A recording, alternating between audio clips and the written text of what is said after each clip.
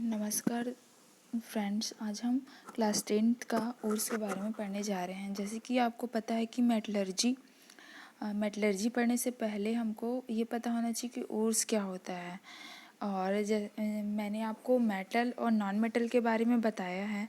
तो जो मेटल होते हैं वो कैसे उसको बनाया जाता है, उसके बारे में जानने के लिए हमें अयस्क मतलब ओर्स के बारे में जानना ज़रूरी रहता है ना। तो आइए हम देखते हैं कि ओर्स क्या होता है। ओर्स जो होता है, ore is a natural rock और sediment that contain one or more valuable minerals. ऐसे मिनरल्स जो क्या होते हैं, जो नेचुरली हमारे जो पृथ्वी के अर्थ के अंदर से जो हम माइनिंग के द्वारा जो हम निकालते हैं, उसमें जो वो हमको प्योर नहीं मिलता है, उसमें रॉक सेडिमेंट्स होते हैं। उसके साथ जो हमको मिनरल्स मिलते हैं उसको बोला जाता है ओर्स, है ना। ओर्स क्या होता है आपको समझ आ गया होगा। अब मिनरल्स क्या होता है, minerals are substance naturally form in the earth. Naturally जो फॉर्म होता है हमारे अर्थ से उसको बोलते हैं मिनरल्स। और यही मिनरल्स में अगर रॉक और सेडिमेंट्स जो मिक्सचर होते हैं, मिला हुआ रहता है, उसको ओर्स बोलते हैं। इसी ओर्स से हमको जो प्योर फॉर्म में मेटल मिलने के प्रोसेस को हम क्या बोलते हैं, मेटलर्जी बोलते हैं। इसके बाद हम देखते हैं कि ओर्स अलग अलग टाइप्स के ओर्स क्या होते हैं, और इसको यही ओर्स को पहले समझेंगे, उसके बाद ही मेटलर्जी समझ आएगा। तो ऑक्साइड ओर्स, ऑक्साइड ओर में ऑक्साइड ओर्स ऑक्साइड ओर्स में हम चार चीज़ देखते हैं। एक तो हेमेटाइट, मैग्नेटाइट, बॉक्साइट और कैसेटराइट। हेमेटाइट और मैग्नाइट में आपको दिख रहा होगा ये क्या है, आयरन ओर है।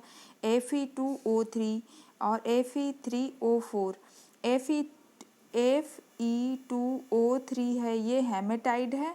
और मैग्नेटाइट क्या है, Fe3O4, ये मैग्नेटाइट है। ये दोनों किसके ओर्स है, आयरन के ओर से, लेकिन ये ऑक्साइड ओर है।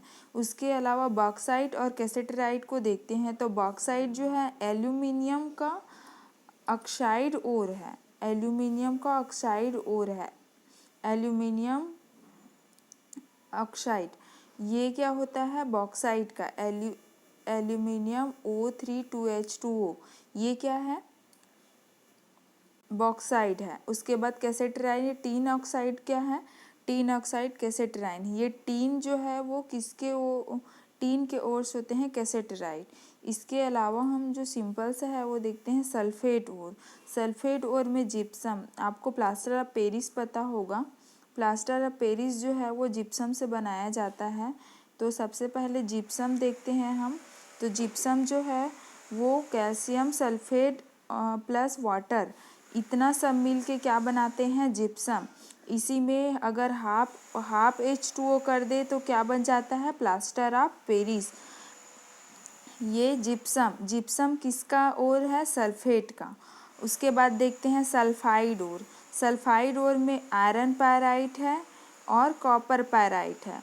आप आयरन पैराइट FeS2, ये आयरन पैराइट में अगर कॉपर डाल देंगे, कॉपर जुड़ जाएगा तो वो कॉपर पैराइट हो जाएगा। ये दोनों क्या है, सल्फाइड है। उसके बाद देखते हैं कार्बोनेट ओर्स। कार्बोनेट्स ओर में हमको 3 पढ़ना है। कार्बोनेट मीन्स जहाँ पे CO3 जुड़ा हो। इसमें 3 चीज़ देखना है, डोलोमाइट, लाइमस्टोन और कैलामाइन। इन तीनों चीज़ों में हम सबसे पहले देखते हैं चूना पत्थर, जिसको लाइमस्टोन बोलते हैं। कैल्शियम कार्बोनेट, कैल्शियम कार्बोनेट ही क्या है, चूना पत्थर, लाइमस्टोन। इसी लाइमस्टोन में मैग्नीशियम कार्बोनेट अगर मिक्स हो जाता है तो उसको बोला जाता है डोलोमाइट। और जिंक कार्बोनेट को कैलामाइन बोला जाता है। एक कैसेटराइन जो है वो ऑक्साइड है, टीन ऑक्साइड, और कैलामाइन जो है जिंक कार्बोनेट। इतना आपको समझ आ गया होगा। ये ऑक्साइड, कार्बोनेट, सल्फाइड, सल्फेट, ये क्या है, ओर्स है। यही ओर्स से हमको क्या निकालना रहता है, मेटलर्जी के थ्रू मेटल्स निकालना रहता है। इसके बाद हम देखते हैं रिएक्टिव एजेंट क्या होते हैं, कौन सबसे ज़्यादा रिएक्ट करते हैं मेटल्स में। मैंने आपको इससे पहले वाले क्लास में बताया था कि मेटल क्या होता है और नॉन मेटल क्या होता है। इसमें मेटल में जो आपको दिख रहा है, मेटल में जो दिख रहा है, इसमें सबसे ज़्यादा रिएक्टिव कौन है? एक है पोटेशियम। पोटेशियम सबसे ज़्यादा रिएक्टिव होता है। और सबसे कम रिएक्टिव कौन है? पोटेशियम सबसे ज़्यादा रिएक्टिव है, सबसे कम रिएक्टिव है प्लेटिनम। उसके ऊपर में गोल्ड, सिल्वर, कॉपर, हाइड्रोजन। और नीचे में ऊपर से अगर देखते हैं मोस्ट रिएक्टिव, सबसे ज़्यादा अगर हमारे इन्वायरमेंट में को ओपनली प्रेजेंट है तो वो सबसे ज़्यादा किसी से रिएक्ट करेगा, वो है पोटेशियम। फिर सोडियम, कैल्शियम, मैग्नीशियम सब। तो कभी कभी क्वेश्चन में पूछ देता है कि सबसे ज़्यादा रिएक्टिव कौन सा मेटल है, तो वो है पोटेशियम। और सबसे कम रिएक्टिव कौन है, वो है प्लेटिनम। ये सब मेटलर्जी के लिए जानना ज़रूरी रहता है, इसीलिए मैंने आपको बताया। आइए अब हम, इतना आपको समझ आ गया होगा। अब इसके बाद मेटलर्जी हम नेक्स्ट क्लास में देखेंगे। धन्यवाद।